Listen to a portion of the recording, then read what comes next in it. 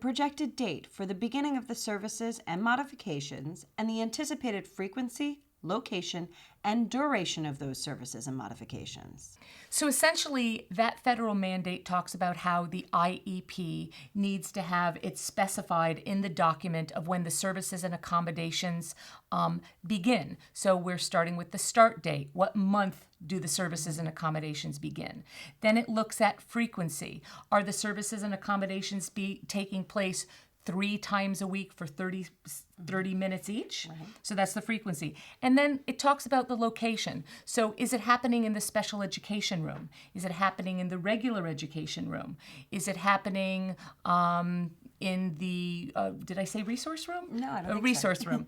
And then, of course, the end date to the services. So you might have an accommodation and a service that begins in September and goes through to the end of June. Right. You might have a service and accommodation that is just specifically for extended school year, and it starts at the end of June and goes through to the end of July. So that's essentially what that mandate is all about. Right, and it seems pretty obvious why you'd want to know these things, right? But this is a practical tip. This is the part of the IEP you want to look at pretty closely when you get it home, because a lot of times it's where some of the confusion comes about that leads to Julie or I having to be involved in a case.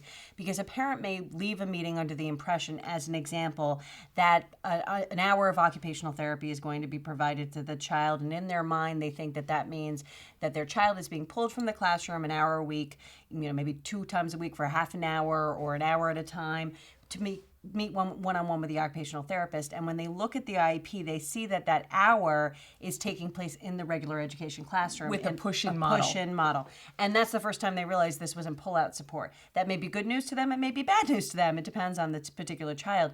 But this is one of those the devil's in the details kinds of You just stole my line. Oh, I'm so sorry. But it is. You and I know this because you have to look at where it's taking place, when, for how long. Again, those start dates and end dates are really important. Some parents think that they're looking at a service that's going to be provided over the summer, but then they realize the end date is June. And in fact, the child isn't getting a paraprofessional over the summer. So you really have to take a good hard look at this portion of the IEP. And again, you may not naturally know which portion of the IEP it is, and it's a good time to ask, where am I going to find out the frequency, location, and duration of these services and accommodations?